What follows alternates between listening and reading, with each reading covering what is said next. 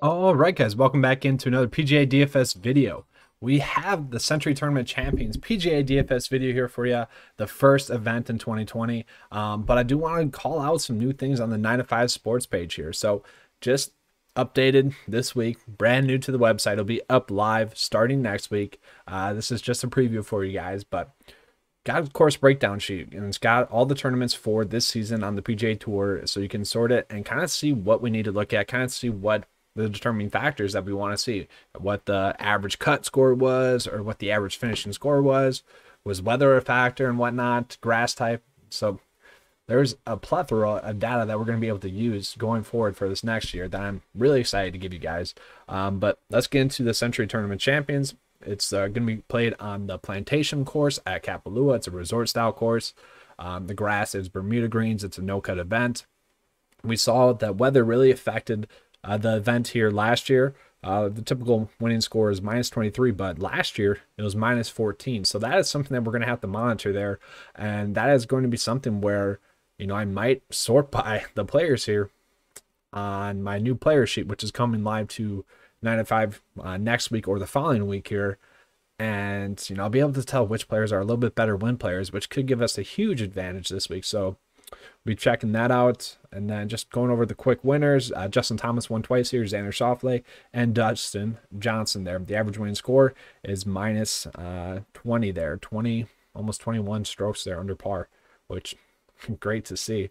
But that's going to be the new tool here at 9 to 5, going to be the course overview slide that I use here pretty much going forward this whole year. So I'm excited to give you guys that information. Let's get into the key stats for this week. All right, guys, so getting to the key stats for the Sentry Tournament Champions. As you guys saw, this is typically an event where it is much more lower scoring than a lot of the events on tour. So we do want to look at birdie or better percentage, and then we're also going to be looking at par 5 scoring. There are 4 par 5s this week, so if we can get a guy that's going to go out and birdie 3 or 4 of those in a round, that's going to be really good for us this week. We're also going to be looking at strokes gained off the tee. That is a stat that typically does matter here, especially in those windy conditions. I will be trying to look at players that are typically do play better in those windy conditions as well. So those are going to be the key stats that we're looking at this week. Let's get into the picks for this week. So if you guys haven't seen the videos right before kind of the PGA DFS had its little break there, I have updated the 9 to 5 sports page there. This is part of the premium package there. So the 9 to 5 dashboard for PGA. I'm still going to break it down like I typically would. So we got the high tier 11K to 9K players. So Dustin Johnson and Jon Rahm, they're both kind of in a class of their own. So is Justin Thomas there as well. These 4 players are the players that I want to be on the most this week. It is a small event, so we're kind of going to pick our spots here, which is a little bit unfortunate. But these 3 guys are just standing out. All have great course history.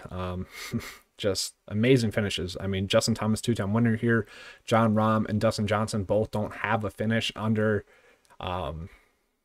top 10 there. So obviously, we want to fit into those guys into our builds if possible. Now, Justin Thomas's stats, they really never pop on any week. So it's no surprise that he's kind of lacking in the stat fit rank this week. DJ and Jon Rahm are both top 5 this week. They're all top 5 ranked in the mile this week. So those are going to be the pay-up plays, obviously. And then going a little bit lower, who can we find else in the 9K that we should be playing? Really, I don't think we have to play anyone else there. Webb Simpson, he had a top 10 finish here last year. If you guys want to play him, you could. Patrick Reed typically does play well in bad weather events, so if you guys want to roll with him, you could. Obviously, he's been in decent recent form as well, so he's not a bad option. I just think that I really want to pay up for one of these or 2 of these top 3 guys, so that means we really have to flex our salary here in the mid tier. So we'll get it down into the 8K range there, and boom. So Tony Finau kicks off this range. I know I have Hideki in there. I couldn't really sort it. And then, Harris English, I actually don't mind as a play there. Harris English, he's been our guy pretty much the whole last 2 years now. It almost seems like. Been playing him a ton. He's been in decent recent form. Really had a couple of little hiccups there in his recent form. Doesn't have any course history here, but we know he's an elite stat fit, top 6 and he ranks top 6 on the mile this week. So Harris English at this price point, I don't mind him as a mid play price point play.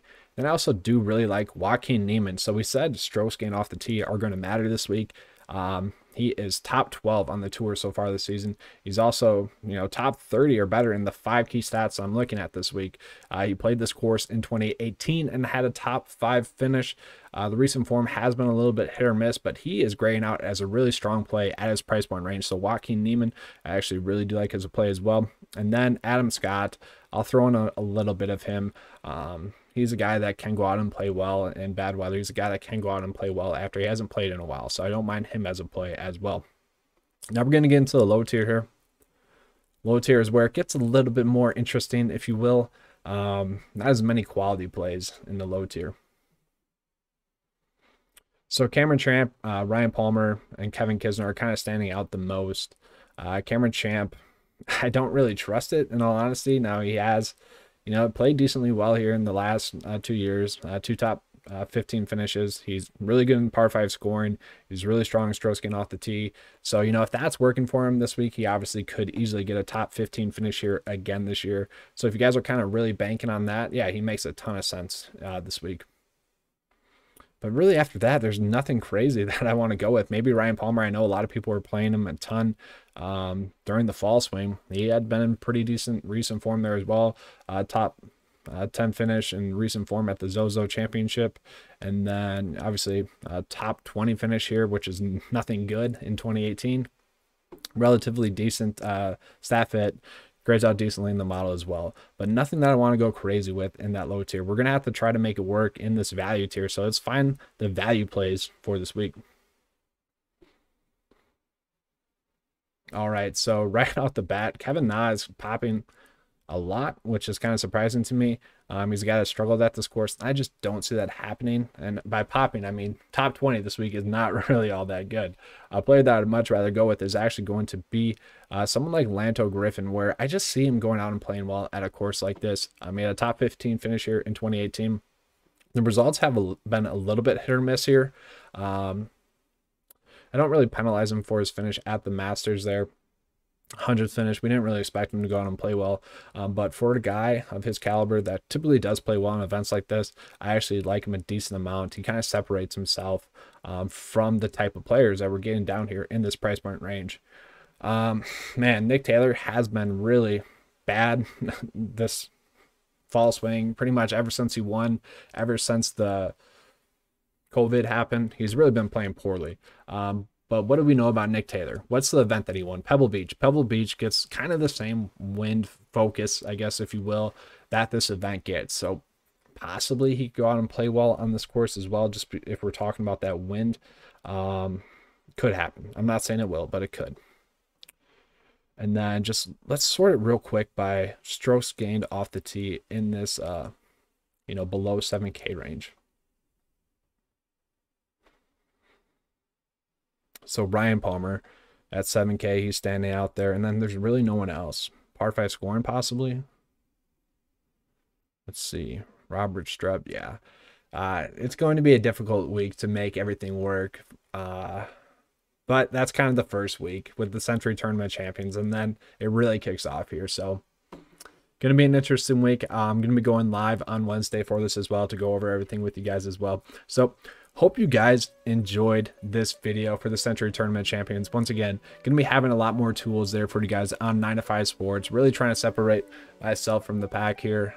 So definitely check those tools out if you guys are a 9 to 5 member. If you aren't a 9 to 5 member, you guys should think about it. It's some good stuff going on over there. All right, thanks for watching, guys, and as always, let's keep cashing.